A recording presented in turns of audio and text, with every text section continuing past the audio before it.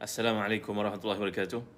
Innal hamdalillah nahmaduhu wa nasta'inuhu wa nastahdihi wa nastaghfiruh wa natubu ilaihi wa natawakkalu alaihi wa na'udzu billahi min shururi anfusina wa sayyiati a'malina.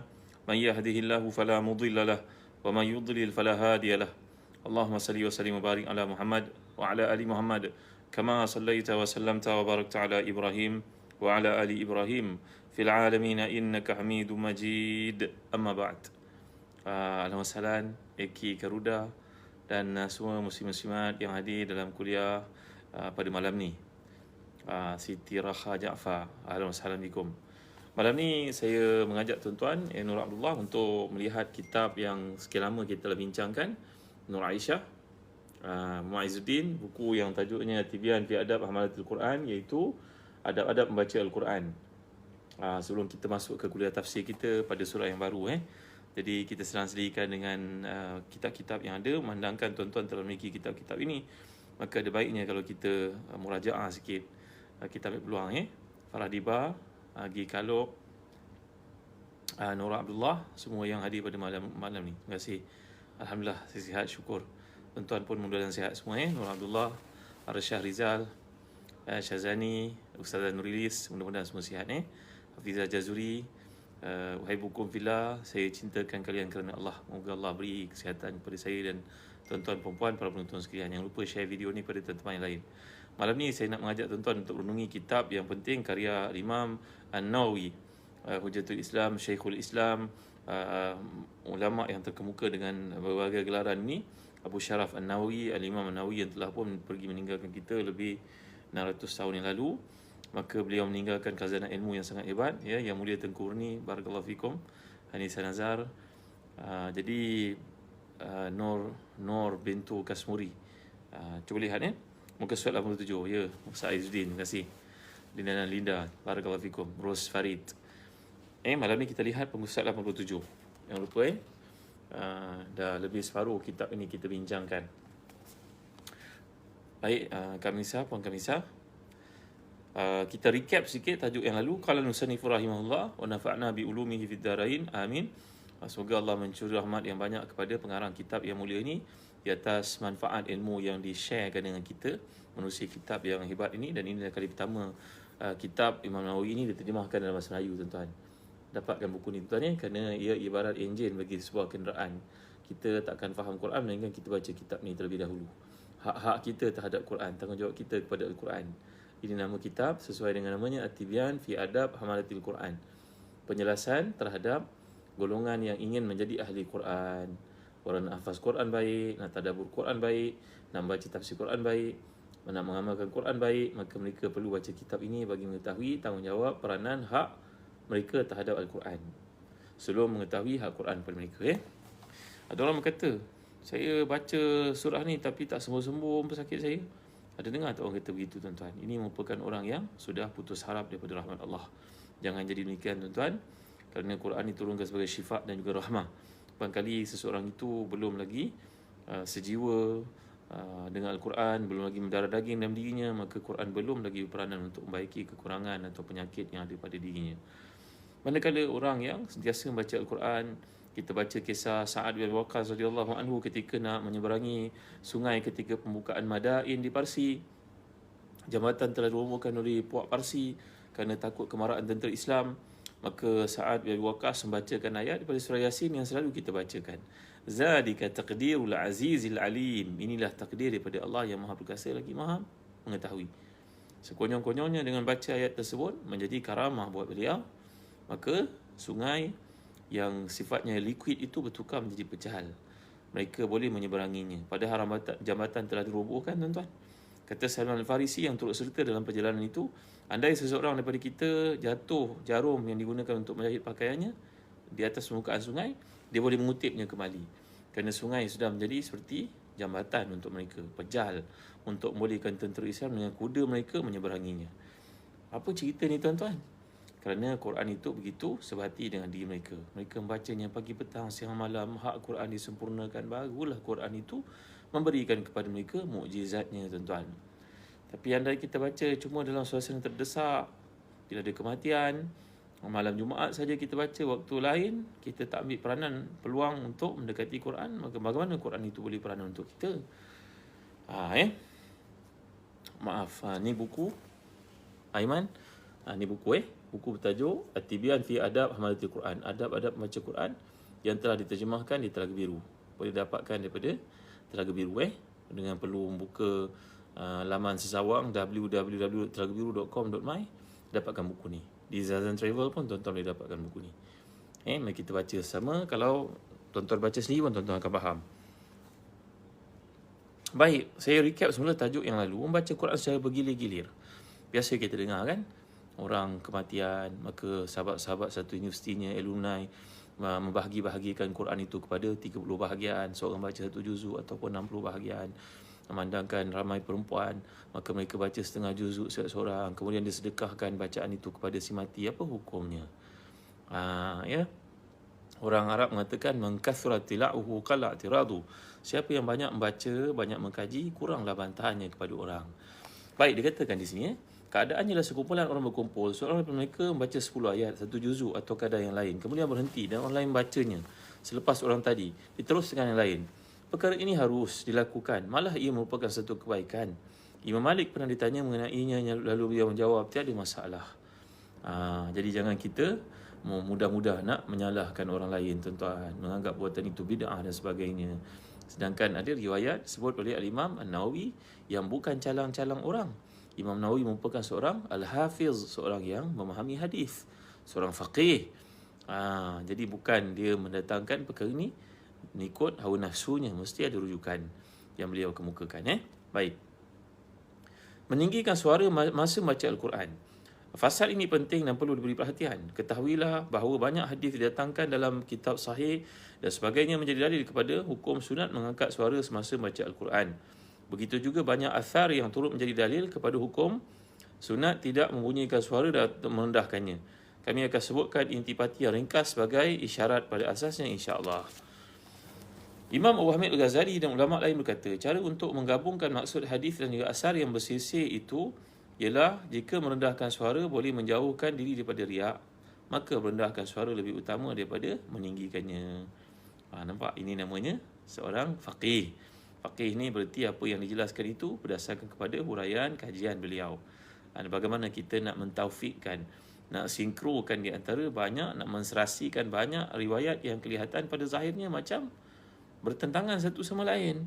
Maka kata Al-Imam An-Nawawi dalam bab ini, Al-Imam Al-Ghazali sebelumnya telah pun menukilkan, menjelaskan bahawa larangan untuk baca dengan suara yang tinggi itu, andai membaca dengan suara tinggi itu menyebabkan rasa megah dalam diri, riak dan menunjuk-nunjuk kepada orang lain, maka pada waktu itu baca dengan suara rendah lebih utama, kata Al-Imam An-Nawawi. Hal itu kerana faedahnya turut diperolehi orang lain. Jika dia tidak takut akan riak bila meninggikan suara, maka meninggikan suara lebih utama kerana lebih banyak amalan didapati padanya. Ini kerana faedahnya turut diperolehi orang lain. Dalam keadaan manfaat yang tersebar kepada orang lain lebih utama daripada mengenai dirinya sendiri. Membangunkan hati pembacanya, menghimpunkan keinginan untuk berfikir tentang ayat Quran, mencenderungkan pendengaran kepada bacaan Quran, membuang perasaan mengantuk dan meningkatkan kecergasan serta membangunkan dan turut beri semangat kepada orang yang lalai ataupun orang yang tidur. Jadi ini bergantunglah tuan-tuan. Dalam hukum sebagai contohnya, kita berada di kampung yang kebanyakannya orang Islam yang tahu pukul 5.30 kena get ready untuk sembahyang subuh contohnya. Maka mikrofon pun dibuka lah sekuat-kuat alam. Apa kedudukannya tuan-tuan? Andai penduduk kampung itu reda dan mereka selesa dengan apa yang berlaku itu telah dilakukan turun-temurun, maka tak ada masalah. Tapi ada keadaan bila kita berada di bandar sebagai contohnya, tak semua orang memahami dan biasa kali itu mungkin menimbulkan keresahan pada orang tertentu. Bukan saja orang kafir, malahan orang Muslim pun kadang-kadang tak selesa. Jadi bergantung kepada kebijaksanaan tuan-tuan. Kita boleh putuskan dalam mesyuarat sebagai contohnya, bincangkan. Ini ada kaitan dengan isu yang berlaku sekarang. Baik. Jadi mereka berkata lagi, walau apa jua perkara daripada semua niat itu hadir dalam hati, mengangkat suara ketika baca Quran itu lebih utama. Jika niat-niat tadi berhimpun, maka pahalanya akan melipat ganda. Al-Imam Al-Ghazali berkata, sebab itulah kami katakan bahawa baca Quran dengan melihat mushaf lebih utama, dan hal itu sama hukumnya dengan permasalahan tadi. Jadi baca Quran daripada mushaf yang terbuka lebih baik daripada membaca daripada hafazan. Kerana dengan cara demikian, tuan-tuan, lebih mudah untuk tadabbur. Dan dapat banyak pahala. Pahala baca Quran, pahala melihat Quran. Gitu juga orang baca Quran dengan suara yang kuat. Sebab bacaan yang kuat itu boleh menggerakkan orang yang lalai, boleh membangunkan orang yang tidur waktu untuk sembahyang dekat contohnya. Dan boleh menghilangkan perasaan mengantuk, boleh menyebabkan orang lain menghayati, mentadabbur. Maka itu lebih utama, kata Imam Ghazali. Maknanya baca Quran dengan suara yang kuat. Walau bagaimanapun bila kita baca kisah Imam Asy-Syafi'i rahmatullah alaihi, imam ahli sunnah yang terkemuka ni, tuan-tuan, di bahagian mukadimah kitab risalahnya, ketika ditahqiq oleh Syekh Shu'aib Arnaut, beliau berkata bahawa antara sikap Imam Syafi'i ini bacaan Quran yang sangat indah. Kalau dia baca Al-Quran, maka semua orang akan kagum dengan bacaannya, akan beri perhatian pada bacaannya. Walaupun demikian, Imam Syafi'i bila lihat orang memerhatikan bacaan Qurannya, Imam Syafi'i akan memperlahankan bacaan, takut timbul riak. Jadi macam Imam Ghazali katakan tadilah, bergantung kepada suasana, bergantung kepada keadaan masing-masing. Apakah kita rasa dengan baca yang kuat itu akan memudahkan orang lain untuk menghayati bersama, itu lebih baik. Tapi kalau kita bimbang, andai kita baca akan menyebabkan kita timbul perasaan riak, macam kisah Imam Syafi'i ini tadi, maka perlahankan suara itu lebih baik. Ia bergantung pada niat masing-masing. Baik, banyak asar yang dinukilkan dalam perkara ini dan aku telah mengemukakan beberapa sisi yang penting daripada sebahagiannya. Ini kaedah Al-Imam Nawawi dalam pembentangannya. Kaedahnya sangat mudah faham, tuan-tuan. Pendekatan Imam Nawawi ni Allah berikan kepadanya satu kemuliaan, iaitu bahasanya mudah untuk kita faham. Orang educated ke, orang kampung ke, orang biasa ke, maka tuan-tuan yang mulia sekalian, mereka akan melihat pada bahasa Imam Syafi'i ini mudah untuk difahami. Iwana Mukhtar, Aziz Taifur, adakah ada orang Islam pun resah buka suara, kena bincang dengan baik sama karya? Ya, betul. Wan aslah, barakallahu fikum. Jadi sebuah hadis daripada kitab sahih daripada Abu Hurairah radhiyallahu anhu berkata, aku mendengar Nabi SAW sabda, ma azinallahu li syai'in ma azina nabiyyin Hasani sauti yataghanna bil Quran yajharu bihi. Hadis ini riwayat Bukhari dan Muslim. Jadi ini merupakan dasar yang kukuh. Imam Nawawi kemukakan bila bawa pandangan, pembentangan, uraiannya, kemudian beliau datangkan dalil kenapa beliau pandangan demikian. Rosaniza, barakallahu fikum. Jadi maksud hadis ini, Allah tidak mendengar kepada sesuatu dengan teliti berbanding suara yang didengarnya daripada seorang Nabi yang bacaannya sangat lunak melagukan Al-Quran. Mana Al-Quran ini nabi-nabi yang diutuskan sebelum Nabi kita Muhammad SAW pun mempunyai kitab-kitab mereka sendiri. Jadi kitab itu juga seperti Al-Quran lah, maksudnya begitu. Jadi tiap-tiap nabi ini bila membaca Quran yang Allah wahyukan kepada masing-masing, kitab-kitab samawi yang diwahyukan kepada nabi-nabi itu, Allah memberi perhatian. Dalam arti kata, suara yang enak itu menjadi tarikan, mendapat pahala daripada Allah. Jadi ini hujah yang digunakan oleh Imam Nawawi bagi memperkukuhkan alasan mengatakan baca Quran dengan suara kuat itu lebih baik apabila dia tidak mengganggu orang-orang lain. Baik. Kalau kita pergi ke Mesir, masjid-masjid di Mesir pada Jumaat meriah dengan kari-karinya, bacaan Qurannya. Ini telah berlaku beratus tahun, tuan-tuan. Mungkin lebih daripada 1000 tahun. Di Mesir memang orang Mesir ni bacaan Qurannya sangat indah. Antaranya almarhum Syekh Abdul Basit Abdul Samad. Contohnya bacaan Quran oleh Syekh Khalil Husari rahmatullah alaihi. Ini Syekh Khalil Husari ni bacaan Quran yang paling tepat kata para ulama, yang paling betul. Kalau kita nak tahu bacaan Quran yang paling betul, yang paling tepat, makhraj sifatnya seperti yang diturunkan oleh Allah kepada Nabi-Nya Muhammad SAW, mengikut talaqi musyafahanya, maka bacaan yang paling tepat adalah bacaan almarhum Syekh Khalil Mahmud Al-Husari. Cari perkataan ni, Khalil Mahmud Al-Husari. Orang Melayu dulu kata bacaan Quran orang mati, kerana biasa dibaca dulu ketika orang meninggal dunia. Maka mereka mengatakan, ulama-ulama Islam mengatakan itulah bacaan Quran yang paling tepat, yang paling betul. Selain daripada Imam Mahmud Khalil Husari ni, bacaan mereka ada kesalahan-kesalahan. Kalau saya lagi dah banyak kesalahan, tuan-tuan yang boleh sekalian.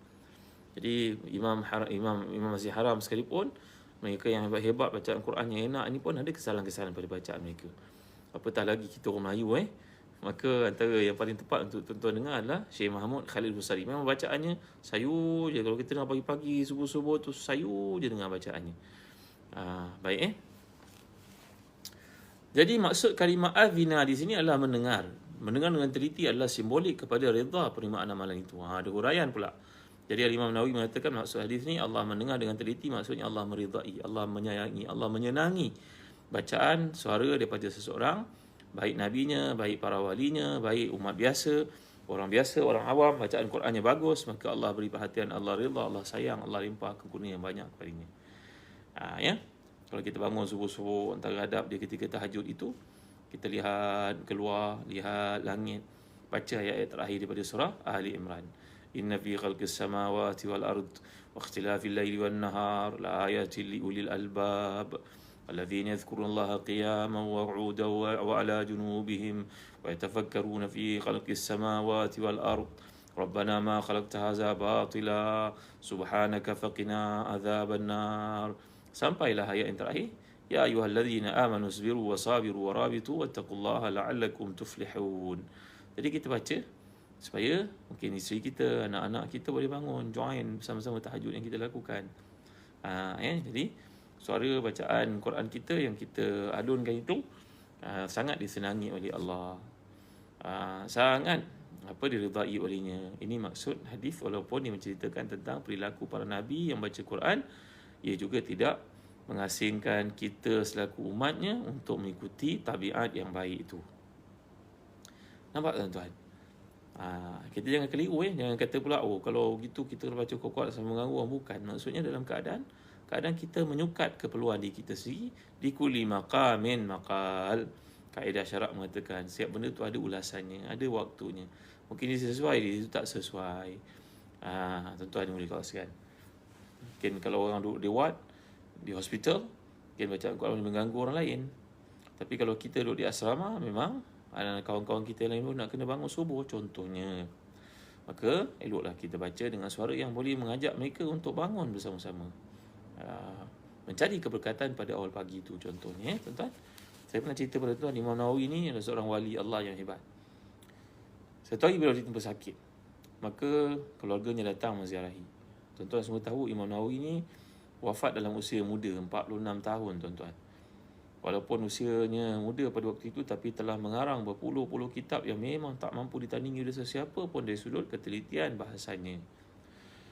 Bila Imam Nawawi ditimpa sakit, ayah, ibu, adik-adiknya datang ziarah dekat rumahnya serba Zuhud di Damsyik itu. Menjelang waktu malam, walaupun dia sakit, dia bangun juga tahajud. Ketika dia mengambil air semayang, dia sengaja angkat air semayang kuat-kuat, bercebur-cebur bunyi air supaya keluarganya, ayah ibunya pun bangun bersama-sama menikmati keindahan pagi itu untuk tahajud. Tiba-tiba muncullah seorang lelaki tua menegurnya. Hai anak muda, mengatakan kepadanya, kalau nak bangun tahajud, janganlah bertakbir, bertahlil kuat-kuat, angkat semayang kuat-kuat. Orang lain kan tengah tidur, mungkin mereka penat, mereka sakit. Imam Nawawi ni seorang faqih, seorang ahli hadis. Kata-kata ini adalah kata-kata yang bahaya. Kita nampak macam baik, tapi isinya mengandungi racun berbisa, iaitu tidak mahu orang lain digerakkan pada waktu yang mulia itu. Maka Imam Nawawi pun dengan pantas menjerkah lelaki tua itu dan berkata, kau siapa? Apa hal kau campur urusan ini? Ini keluarga aku. Maka lelaki itu pun hilang dalam kegelapan malam. Bila adik-adik Imam Nawawi yang menziarahinya itu terdengar suara Imam Nawawi menjerkah dengan kuatnya, mereka bangun, mereka bertanya. Maka Imam Nawawi kata, tadi lelaki tegur aku kat sini supaya jangan buat bising, tak gerakkan kamu semua bangun pada waktu yang sangat mulia ni. Mereka mencari lelaki itu, tidak kelihatan. Tak ada pun tanda pintu itu dimasuki orang, menandakan datang itu syaitan, laknatullah. Syaitan akan muncul pada waktu-waktu tertentu untuk menggamit manusia supaya lalai, menggoda manusia supaya meninggalkan waktu-waktu kemuliaan seperti itu, tuan-tuan yang mulia Allah sekalian. Macam Nabi kita SAW ketika mereka buat konspirasi untuk membunuh Nabi, wa idh yamkuru bika alladhina kafaru liyukhrijuka yaqtuluka yuthbituka wa yaqtuluka wa yukhrijuk wa yamkuruna wa yamkurullahu wallahu khairul makirin. Ketika kaum musyrikin itu berbincang sama ada untuk menangkap engkau, yuthbituka wa yaqtuluka wa yukhrijuk, atau membunuh engkau ataupun menghalau engkau keluar, wa yamkuruna wa yamkurullahu wallahu khairul makirin. Mereka buat perancangan, tapi perancangan Allah mengatasi perancangan jahat mereka. Datang iblis laknatullah untuk mengesyorkan kepada kaum musyrikin dalam sirah yang kita baca itu, supaya membunuh Nabi dengan pembantaian beramai-ramai di atas nama kabilah Arab itu. Kerana kalau seorang bunuh, nanti keluarga Bani Hashim akan tutup value. Tapi kalau ramai-ramai bersekongkol konspirasi untuk membunuh Nabi, mereka tidak tahu siapa yang nak diambil tindakan balas. Datang iblis dalam suasana tertentu untuk membantu orang Arab buat keputusan, iaitu keputusan yang kejam untuk bunuh Nabi SAW. Maka kembali kepada kisah Imam Nawawi yang mulia ni, maka beliau tuan-tuan telah pun datangi iblis untuk menyesatkannya dan mengingatkannya supaya jangan mengganggu orang lain yang sedang tidur. Kata-kata itu nampak manis, tapi sebenarnya ia racun berbisa. Saya pernah cerita pada tuan-tuan. Tuan-tuan, sebelum terlupa saya nak sampaikan pesan penaja. Kami di Zazan Travel ada memasarkan satu produk berasaskan Habatus Sauda, Birkah, yang Nabi SAW syorkan untuk kita makan, dan kita berada dalam musim ujian COVID sekarang, tuan-tuan. Mari sama kita menggunakannya. Ini adalah Habatus Sauda yang telah kami proses dalam bentuk yang mudah untuk dinikmati, jadi kapsul seperti ini. Kami proses di Malaysia, tuan-tuan, dari sumber yang halal. Alhamdulillah ramai yang telah menggunakannya, yang sukar nak tidur, senang tidur, yang tak ada susu, yang kurang susu dapat tambah susunya, alhamdulillah. Yang ada resdung dan masalah-masalah lain. Imam Ibn Qayyim menjelaskan kitab yang Tibun Nawawi ada beratus-ratus penyakit ilal yang boleh dirawat dengan Habatus Sauda. Dapatkan tuan daripada Zazan Travel. Kami sediakan kempen satu rumah satu birkah. Birkah ni maknanya barakah lah. Brand birkah. Mudah-mudahan menjemput barakah dalam rumah tuan-tuan. Bismillahirrahmanirrahim.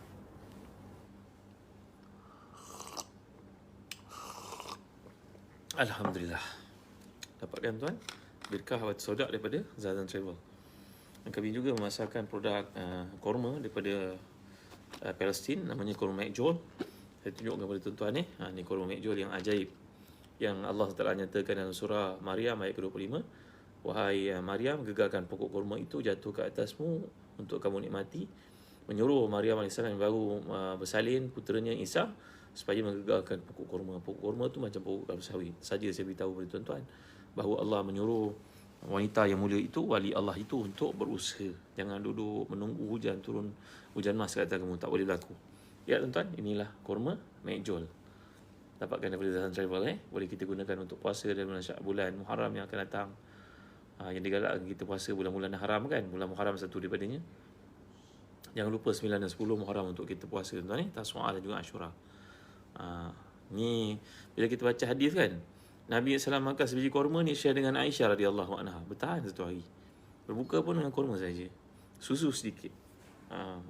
Tapi boleh jihad, boleh menjalankan berbagai tanggungjawab, boleh naik bukit Uhud. Inilah dia korma yang sangat ajaib, tuan-tuan. Besar, enak. Mudah-mudahan tuan-tuan boleh dapatkan daripada Zazan Travel. Kami juga ada korma ajwa. Tak banyak ada stok sekarang, tuan-tuan. Korma ajwa.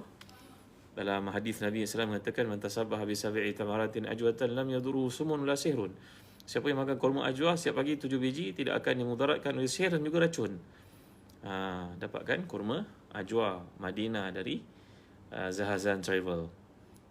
Tuan-tuan boleh hadiah kepada orang kita sayang. Musim seperti sekarang ni, anak-anak duduk kat rumah, asyik nak makan je kerja. Nabi SAW sabda bahawa rumah yang tiada korma padanya, ahlinya akan selalu kelaparan. Itulah sebab anak kita kerja bedal je, tuan-tuan. Tak ada kerja lain, habis semua dimakannya kerana lapar sokmo. InsyaAllah dapatkan kurma ajwa daripada Zazan Travel. Baik, tuan, lanjutkan lagi bicara kita daripada kitab yang mulia ni, kitab Tibyan oleh Imam Nawawi. Diriwayatkan daripada Musa Asy'ari, Nabi SAW sabda, laqad utita mizmaran min mazamir ahli Daud. Nabi telah memuji sahabat namanya Musa Al-Asy'ari. Semalam saya ceritakan tentang Abu Hasan Al-Asy'ari yang merupakan keturunan daripada Musa Asy'ari ni, yang mengasaskan fahaman Asy'ariyah sebagai satu tonggak besar dalam mazhab Ahli Sunnah. Jadi Musa Asy'ari berkata, pernah Rasulullah berkata kepadanya, wahai Abu Musa, engkau telah diberikan seruling daripada seruling Nabi Daud. Seruling ini maknanya merujuk kepada bahasa kiasannya keindahan suara Nabi Daud. Kerana Abu Musa Asy'ari adalah seorang sahabat yang sangat merdu suaranya, sangat lunak suaranya, sangat menarik suaranya. Dalam riwayat Muslim, Nabi telah bersabda kepada beliau, laqad ra'aitani wa ana astami'u li qira'atika al-barihah. Jika kamu melihatku ketika aku mendengar bacaanmu semalam, sudah tentu kamu akan gembira. Jadi Nabi SAW gembira mendengar bacaan sahabat yang lunak, yang merdu, yang hebat macam Abu Musa Al-Asy'ari. Selain daripada beliau, ada lagi sahabat seperti Muaz bin Jabal, yang juga yang indah suaranya, bacaannya macam suara Nabi SAW. Begitu juga Ubay bin Ka'ab radhiyallahu anhum wa ardhahum ajma'in. Masing-masing punya kelebihan, ya. Muslim juga meriwayatkan hadis ini daripada Buraidah bin Al-Husayb. Diriwayatkan daripada Fadalah bin Ubaid, katanya Rasulullah sabda, "Laqad lallahu ashaddu azanan ila rajuli al-hasani sauti bil Quran yajharu bihi min sahibil qaina ila qainatihi." Sungguhnya Allah lebih mendengar dengan teliti, iaitu maksud Allah ridha dan Allah sayang, kepada seorang lelaki yang baca Al-Quran dengan suara yang merdu dan nyaring berbanding dengan seorang pemilik penyanyi wanita yang suka mendengar nyanyiannya. Tafsiran ini untuk kita faham. Nabi SAW berikan contoh bahawa Allah cinta kepada bacaan orang yang enak, yang merdu, yang hebat ini lebih daripada seseorang fasik mendengar suara perempuan ajnabi yang menyanyi. Kan kalau setengah orang yang suka dengar suara perempuan menyanyi, artis antarabangsa yang menyanyi, suaranya pada beliau sangat enak, sangat mengagumkan, amazing baginya dengar tu boleh, iyalah boleh masuk ke alam fana dia. Tapi nak masukkan, Allah lebih cinta dengar bacaan seorang yang enak suaranya melebihi manusia fasik yang mendengar kepada suara orang perempuan fasikah menyanyikan satu lagu yang melalaikan itu. Ini maksudnya. Baik. Diriwayatkan daripada Musa lagi, beliau berkata, Rasulullah SAW bersabda, "Inni la'arifu aswata rufqatil asy'ariyyin bil-laili hina yadkhulun wa a'rifu manazilahum min aswatihim al-Qur'an bil-laili wa in kuntu lam ara manazilahum hina nazalu bin-nahar." Nabi telah bersabda, sungguhnya aku kenal suara para sahabat al-Asy'ariyyin, ni golongan Asy'ari datang daripada Yaman, pada waktu malam ketika mereka masuk dalam kemah, dan aku kenal tempat persinggahan mereka dengan sebab suara mereka membaca Quran pada waktu malam, walaupun aku tidak dapat melihat tempat persinggahan itu kerana mereka singgah di situ pada waktu siang. Jadi Nabi SAW menceritakan bagaimana bacaan golongan Asy'ariyin daripada Yaman ini Nabi sangat suka mendengarnya. Kalau mereka baca pada waktu malam, Nabi memberikan perhatian pada bacaan itu. Nak menunjukkan kepada kita betapa Nabi gemar bacaan Al-Quran bagi seseorang yang suaranya enak, merdu. Itu sebab dalam hukum fiqh, tuan-tuan fiqh, kalau kita ni bertanggungjawab menjaga masjid sebagai contoh atau surau, kita bukan nak menghina sesiapa. Maka menjadi satu tuntutan untuk kita pastikan muazzin Bilal yang mengumandangkan azan mestilah suaranya suara yang bagus, tuan-tuan. Jangan suaranya pelik dengar, macam tak ada orang lain. Kita bukan menghina sesiapa, tapi menjadi tanggungjawab pemimpin masyarakat ataupun masjid supaya memastikan orang yang menjadi imam ini, orang yang menjadi Bilal ini, suaranya mudah untuk mempunyai nilai kualiti yang tersendiri. Kalau orang tu nak mewakili peringkat nyanyian antarabangsa sebagai contohnya, takkan ambil singa ni, vokalis ni orang biasa-biasa, kan? Maka begitu juga orang memandangkan azan ni syiar Islam, tuan. Kita kena mengakui kalau suara kita tak sesuai untuk jadi imam atau tak jadi Bilal, bagilah luan untuk orang lain yang lebih enak suaranya, lebih mudah menjemput, menghadirkan orang lain untuk menghayati dan juga dekat dengan masjid, dekat dengan institusi masjid, dekat dengan surau. Dan kita letak orang suara susah nak ulas, tuan-tuan, nanti ada yang terasa hati dan sebagainya. Jadi menjadi tanggungjawab kita untuk memperelokkan suara, belajar lagu dalam arti kata ada taranum, supaya bacaan kita tidaklah pelik, tidaklah janggal, yang lebih menakutkan dia menyebabkan orang lari, tuan-tuan. Apa punya azan ni orang sampai fikir macam tu. Jadi nak letakkan orang yang layak. Kalau anak-anak sekalipun nak susu azan, hendaklah diajar untuk mengikut lagu yang tertentu pada alunan azan itu. Jangan suara itu macam menjerkah orang, menakutkan orang. Orang menjadi terkejut dengar. Jadi tuan-tuan dimuliakan Allah sekalian, ini adalah satu benda yang dituntut dalam Islam, memperelokkan bacaan, memperelokkan dendangan, memperelokkan laungan azan itu, memandangkan azan itu, kerana ia syiar Islam. Ini adab-adab dia. Diriwayatkan daripada Bara' bin Azib radhiyallahu anhu berkata, Rasulullah SAW sabda, "Zayyinu al-Quran bi aswatikum." Hiasilah Quran dengan suaramu. Begitu juga azan. Hiasilah azan dengan suaramu yang indah, yang elok. Jangan terasa hati orang yang suaranya tak enak macam saya. Allah beri kita kelebihan kot lain lah. Walaupun kita tak boleh nak memandangkan azan kerana suara kita menakutkan orang, memeranjatkan orang, maka bagilah orang yang sepatutnya untuk azan atau menjadi imam kan suaranya lebih merdu, lebih mudah diterima, lebih serasi dengan orang ramai. Dalam sebuah riwayat Ibnu Abi Daud daripada Ali radhiyallahu anhu berkata, annahu sami'a dhajjata nasin fil masjid yuqri'una al-Quran faqala tuba li haula kanu ahabban nas ila Rasulillah sallallahu alaihi wasallam. Dalam satu riwayat daripada Ali karamallahu wajhah, beliau mendengar gegak gempita orang membaca Quran di masjid. Lalu beliau pun datang dan berkata, beruntungnya mereka itulah yang paling dicintai oleh Rasulullah. Ini kalau kita pergi ke Mesir, nanti tuan-tuan ada peluang, kalau PKP COVID dah over tuan-tuan, nanti tuan-tuan nak pergi Mesir, pergi sama kami Zahazan Travel. Nanti kami bawa tuan-tuan untuk pergi ke masjid-masjid yang sangat klasik di Mesir, Masjid Imam Syafi'i, kan, masjid imam-imam besar di sana, Masjid Laith, masjid ramai, umurnya lebih pada 1000 tahun tuan-tuan, masjid-masjid yang ada di sana. Jadi nanti kita akan lihat di Mesir menjadi tradisi mereka baca Quran pada hari Jumaat itu, nanti ramai orang datang dengar. Rupa-rupanya dia satu benda yang sangat digalakkan dalam Islam. Maksud saja syarat yang telah kita penuhi, yang telah dijelaskan awal-awal tadi. Sebenarnya banyak lagi hadis yang mensabitkan perbuatan meninggikan suara ketika baca Quran. Ini adalah sebahagian saja yang Nawawi kemukakan.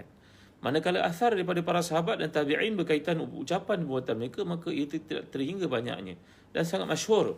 Semua itu adalah bagi orang yang tidak takut akan riak, tidak takut ujub, tidak takut buatan-buatan keji yang lain, serta tidak menyakiti jemaah dengan mengganggu salat mereka atau mengirukan mereka dengan bacaan yang nyaring itu. Ini saya dah jelaskan tadi.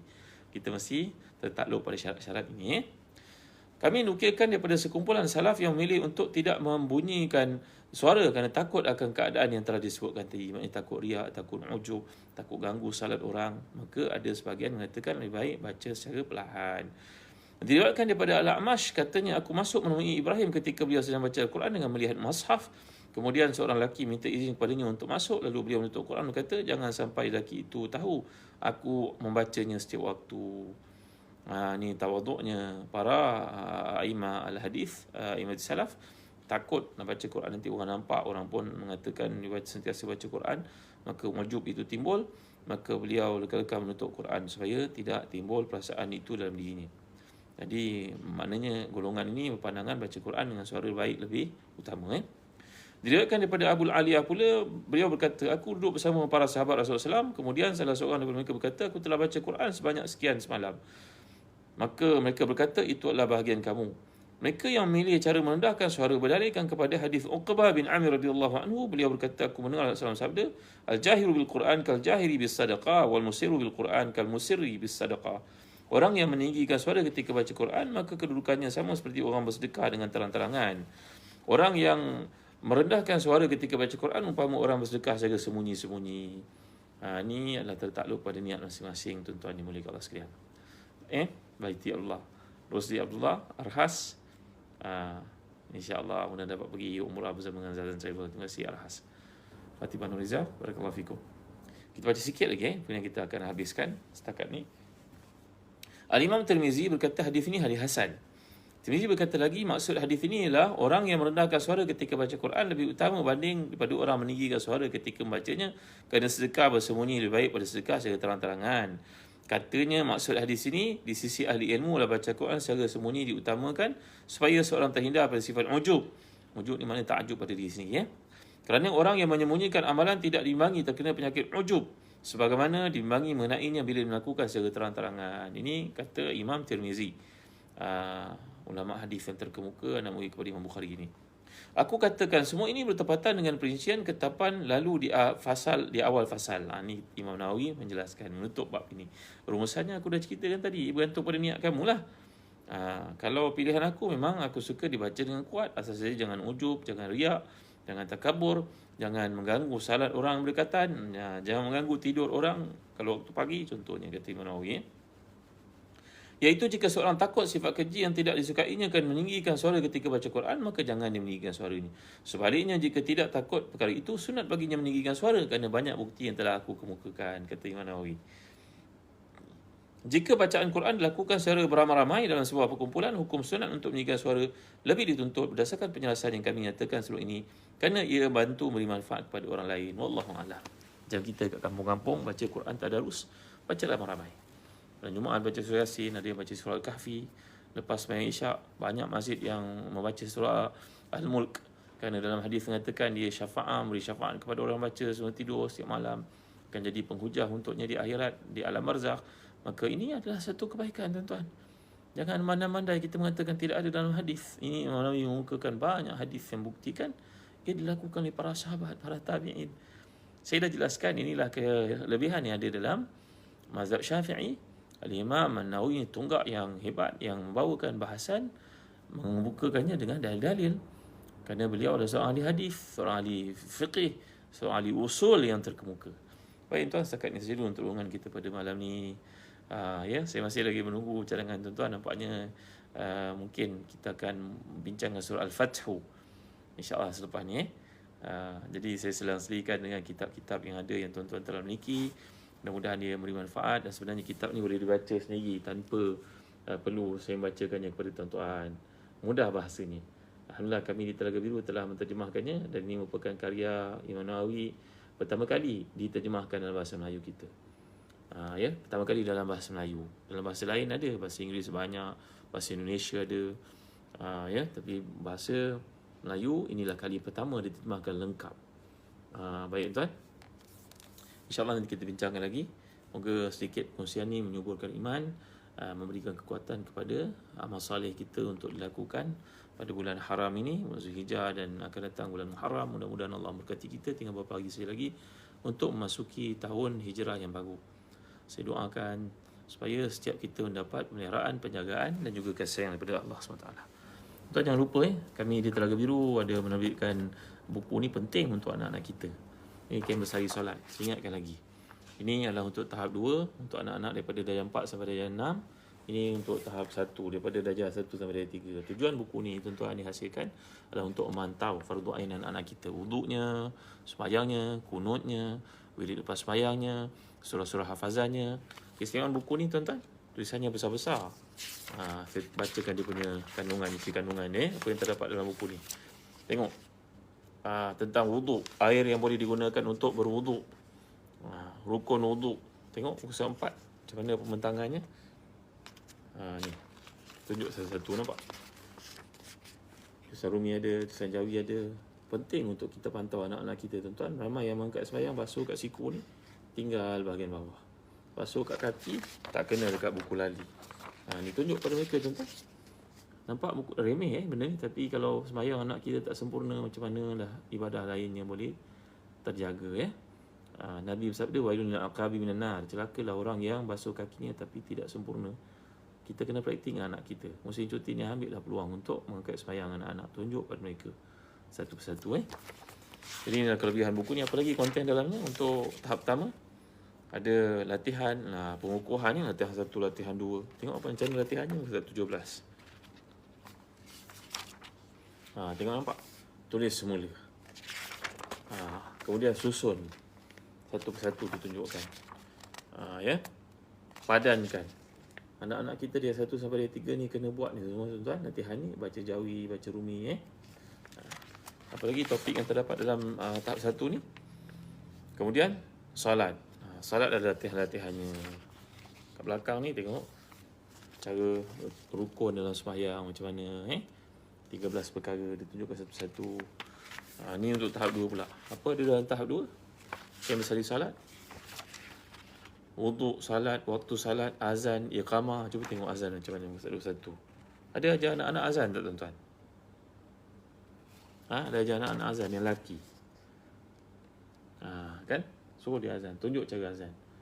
Tarji', macam mana tarji'? Ya? Kan bila kita nak ucap asyhadu alla ilaha illallah, laungkan, tapi kena ucap untuk diri kita terlebih dahulu. Kemudian baru kita laungkan. Nampak? Letak tangan sebelah ke dua tangan? Sunatnya nampak, tuan-tuan? Alhamdulillah, terima kasih Haji Hamidah. Dah beli Ini bukan saja untuk anak kita sebenarnya, untuk diri kita sendiri untuk mengulang kaji sembahyang balik semula. Amalkan bersama anak-anak. Tengok satu balik. Kan? Kalau kita bekerja di mana-mana sektor dan kerajaan ke swasta, ada sentiasa ada kursus untuk memperbaiki kefahaman kita. Tapi dalam salat ni ada kursus balik semula tak? Itu soalannya. Banyak benda yang kita tak sempurna buat. Kalau disebut pada hari Jumaat, kita tengok orang datang, orang-orang muda sembahyang Jumaat tu, ramai angkat sembahyangnya pun tak lulus, tuan. Dia ulur je kaki dekat pipe. Macam mana bahagian rekahan-rekahan tu masuk tak air, rata tak air. Kat kukunya yang kotor itu masuk tak air. Jadi tuan, ayah kita sama-sama ambil peluang musim cuti yang panjang ni dengan anak kita, ambil berat bab salat tuan-tuan. Sebab dunia ni mereka akan kejar, tuan-tuan jangan bimbang. Tapi buat akhirat ni, kalau kita tak buat, sahabat saya Safian Sidan, barakallahu fiq. Ya. Encik Bobo, terima kasih. Jamalia, Azina, Damihani, tolong dapatkan buku ni. Ajak anak kita, ajar mereka, bimbing mereka untuk salat cara Rasulullah SAW.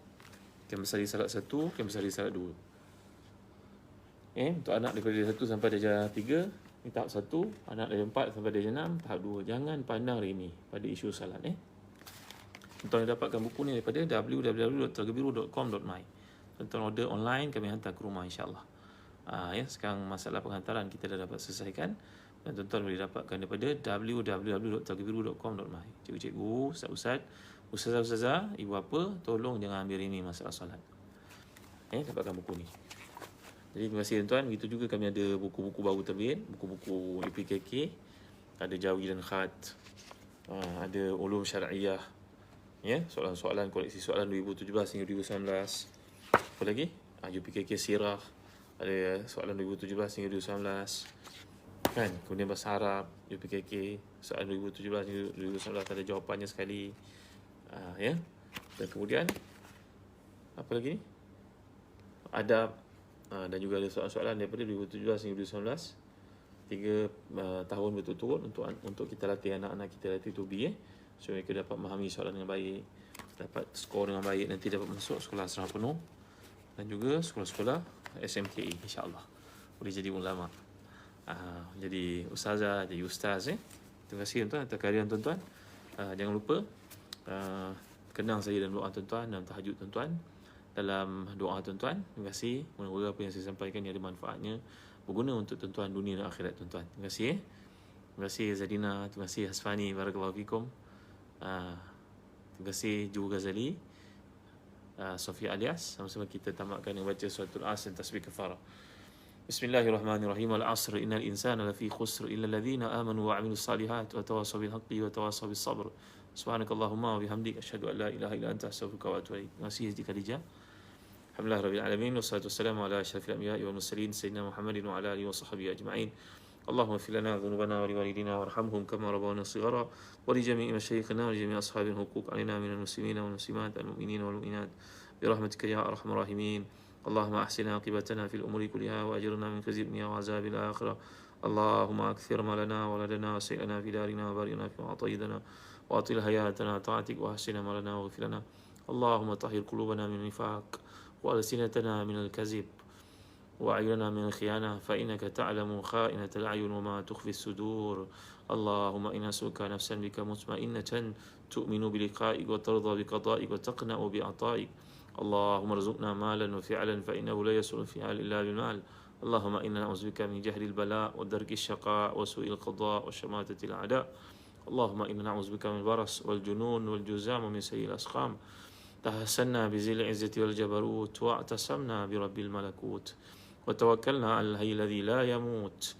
اصرف عنا الأذى، اصرف عنا الأذى، اصرف عنا الأذى، إنك على كل شيء قدير. ربنا آتنا في الدنيا حسنة وفي الآخرة حسنة وقنا عذاب النار. وصلى الله على سيدنا محمد وعلى آله وصحبه وسلم. الحمد لله رب العالمين.